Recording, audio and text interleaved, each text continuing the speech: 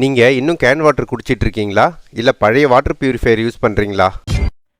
நான் இந்த பியூரிஃபையரை 5 வருஷத்துக்கு மேலே யூஸ் பண்ணிட்டு இருக்கேன். எல்லா வருஷமும் ஏஎம்சி போட்டுருவேன் அண்ட் ஃபில்டரையும் மாற்றிடுவேன். அப்படி இருந்தும் டிடிஎஸ் 2 நாளாக 350க்கு மேலே போகுது. போதும், இனிமே இது சேஃப் இல்லைன்னு சொல்லிட்டு புதுசாக ஒரு பியூரிஃபையர் ஆர்டர் பண்ணிட்டேன். அப்படியே வீட்டில் இருந்த பழைய டேப்பையும் நானே மாற்றிட்டேன். நீங்கள் பார்க்குற மாதிரி அவ்வளோ ஈஸி இல்லை, கொஞ்சம் கஷ்டம்தான். புதுசாக வாங்கின ஃபில்டரோட ஃபீச்சர்ஸ் சொல்கிறேன். 9 stage purification system, water purity top class, RO, UV, UF, MC technology இருக்குது. வைரஸ், பாக்டீரியா எல்லாமே க்ளீனாக ஃபில்டர் பண்ணிடும். மெகா செடிமெண்ட் ஃபில்டர் இருக்கு, மண்ணையும் ஃபில்டர் பண்ணுங்க. 60% வாட்டர் ரெக்கவரி, அதாவது வாட்டர் வேஸ்டேஜ் ரொம்ப கம்மியா இருக்கும். இந்த பியூரிஃபையர் கூடவே அவுட் சைட் ஃபில்டரும் டிடிஎஸ் மீட்டரும் ஃப்ரீயா வந்துடும். இப்போ டிடிஎஸ் செக் பண்ணி பார்த்தா 100 ரேஞ்சில் தான் இருக்கு.